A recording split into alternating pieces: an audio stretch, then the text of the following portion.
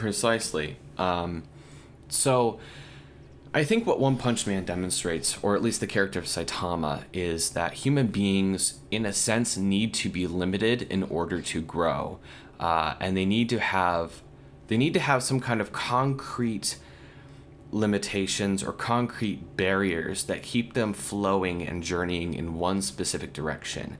We cannot be infinite and be satisfied.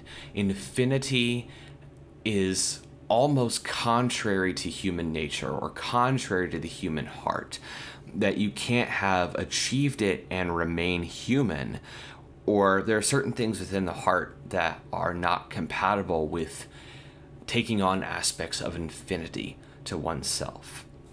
Yeah, no, that sounds exactly 100% true. And I mean, I love that King, he's supposed to be the strongest human alive, and that's actually Saitama is getting portrayed that way. And then we find out he's weak as hell. But what I love about him is the whole time he's with Saitama and he understands his pain and that he's trying to, comfort him. Saitama has this huge monologue with him to talk about how he's hollow and there's nothing inside him. He's like, we'll find a hobby or something. And he plays video games with him and he tries, seeking stimulation from him. Then he even messes with him saying, I'll beat you with one hand in a video game or like a finger. And then that gets Saitama pissed, and then that gets him riled up wanting to beat him. And then, he never beats him in video games.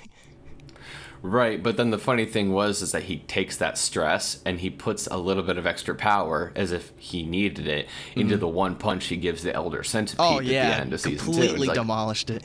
Like, oh, sorry, I had to blow off a little steam. And it's like, oh, are you implying that you couldn't have one punched it before, but because you're a little angry, that's the reason why? And the whole premise of the show, the two martial artists do their super move. It completely breaks it, and then it comes back alive. And then the whole thing, amazing. We finally hear about Blast. He fought him, and then somehow he lived. And then here comes Saitama. Just gotta blow a little steam. Let me just quickly punch it into oblivion. Precisely. Now, as for, I want to point this out. The one character who... Okay, well, let's just throw this one out there. Who was your favorite character of the series? King. Easily King. Yep. After season 2, loved him, and then he keeps going strong in the manga too. It's like, wow, this is the best character ever made. I see. King was definitely a good sheer character. Amount of luck behind him, and just how he has this persona, because it's essentially how he's being portrayed is how Saitama should, but no one sees him that way. He should be named One Punch Man. Instead, he's named Cape Baldy, and I just love King because he's everything Saitama should be. Right. For whatever reason, I think my favorite character was Metal Bat. Oh yeah, he had a great fight. I love him too.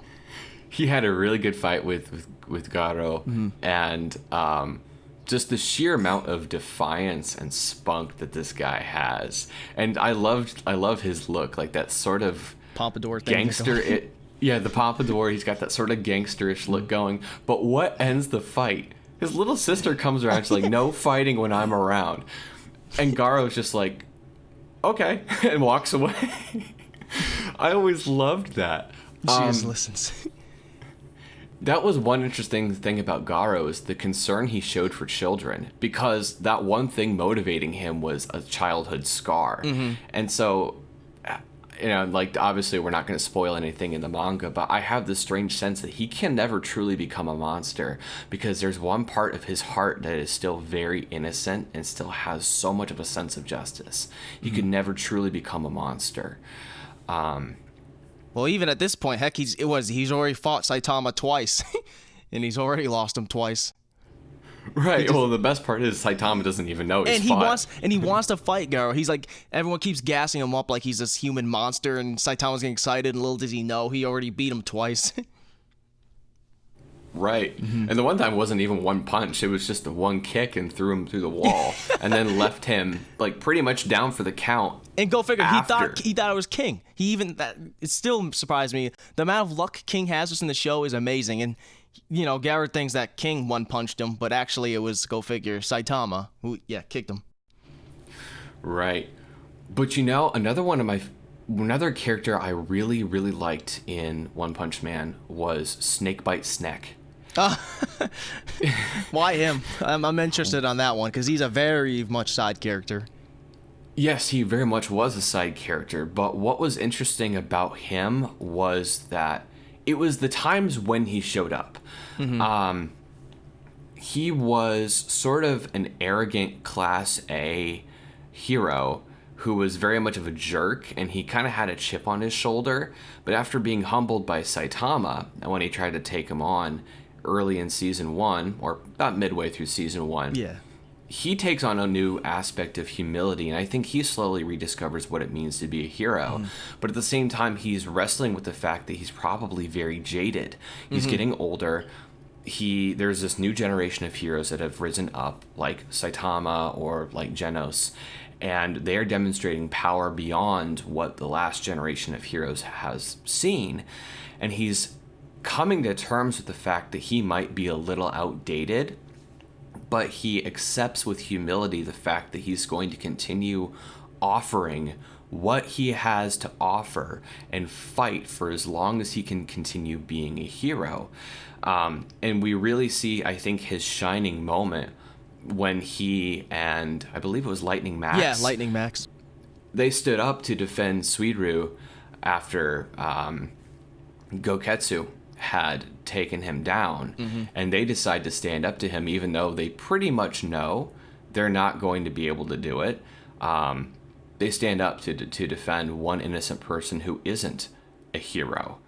And Suiru was like, "What are you doing? Like, you're not even afraid, are you?" And they're like, "No, we're not, because we're heroes, and this is what heroes do." So you see a shining moment for Lightning Max too, but for Snakebite Snake, whenever you get his moments of dialogue, you can tell there's this deep introspection, grappling with the fact that one day he will not only is he going to be repeatedly defeated, one day he will even die, but he's going to continue living out the hero's duty in the meantime, even if it means never advancing to rank S. Yeah, makes sense. And since you said that, another character that popped in my mind was the guy in the Blizzard group. I forgot his name now because it's been a while. He fought Garo, and he was the one with the jumpsuit. And that's exactly the same jumpsuit that Saitama wore. And he's kind of undergoing the same thing that Saitama's doing right now. I mean, first he got saved by Saitama, and he realized that he needs to find his own strength. So he's been working just as hard as Saitama. And you see it even that he was kind of a little strong when facing Garo, and he actually kind of admired the man. And then he made that last phone call to bring Genos in. So I kind of like him because he's undergoing a lot himself, and he's the one character outside of Blizzard from the Blizzard group that's getting any type of, I guess, character development, which I found interesting. And he's kind of like, I guess, pre-Saitama, kind of showing his way to getting to that point, which I don't know if he does. But yeah, it kind of reminds me a little Saitama in a way. You're right, and I actually never noticed that he was wearing Saitama's, or the same jumpsuit that Saitama wore. And I think even looks-wise, he's kind of like him with the hair. I was just about to say that his hairstyle was reminiscent of Saitama's pre-baldness, obviously. And even not quite the shape of his eyes, but I seem to only, like, almost vaguely remember Saitama wearing glasses at one point. I don't remember, but yeah, they do have a lot alike as far in the the costume, the kind of look. And now we kind of see him, he even progresses more and more. He was part of the Blizzard group, but now he's actually ranked up more. And now he's showing some skills. And just to have the balls to go against Garo was unbelievable. And at this point, I'd like to say he's a little further ahead than where Saitama was at this point. Because he's facing, basically at this point, like a dragon-level monster. When he has no business doing so. Precisely. And it's actually kind of funny how you can see that. Now, in the anime, I think they only said his name once. That guy's name once. I think his name is Glasses. Might be. But he seems to put me in mind of a cross between Saitama, like along his journey to being a hero, but with sort of the heart and the vision of Moomin Rider. I knew you were about to say that. Yep, I was thinking the same thing. That sort of unrelenting sense of justice, and I have to do my duty up till the very end, but also, undergoing that massive transformation that Saitama did.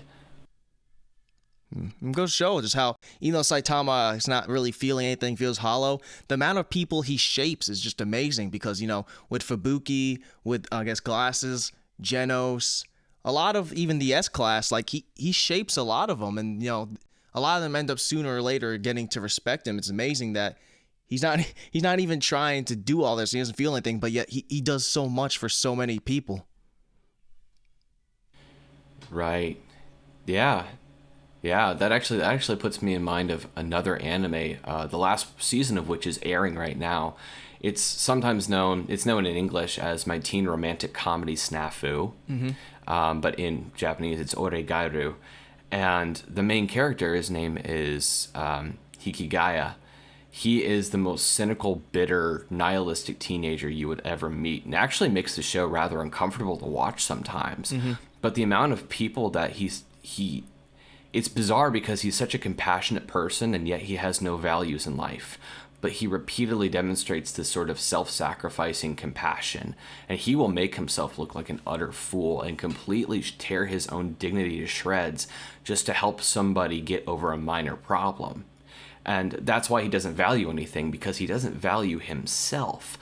But it means, as anybody this far in the series can tell, so many girls have fallen in love with him, and even some of the popular guys in the school, they admire him, but begrudgingly so, because they think he is such a cynical, bitter person. It's hard to be around him, but the amount of compassion he pours out for people makes him lovable, but he doesn't know how much he does that. So other people around him begin to transform, become better, they overcome their problems, they find a greater sense of identity, they refine their values, all because the one person around whom they revolve is essentially a black hole of values that paradoxically pours out the compassion that keeps everyone else alive. And I think you can see an affinity there with Saitama. That Saitama, he's not a nihilist, he's not cynical, but he definitely is bored. Kind of happy-go-lucky at times, but just the sheer amount of power he demonstrates seems to trick people into thinking he must have some kind of supreme value and some kind of unflinching, unrelenting dedication to his values that would grant him that kind of power, when in truth, it's just raw physical strength. Thank you for listening to our One Punch Man discussion part 2 on seasons 1 and 2.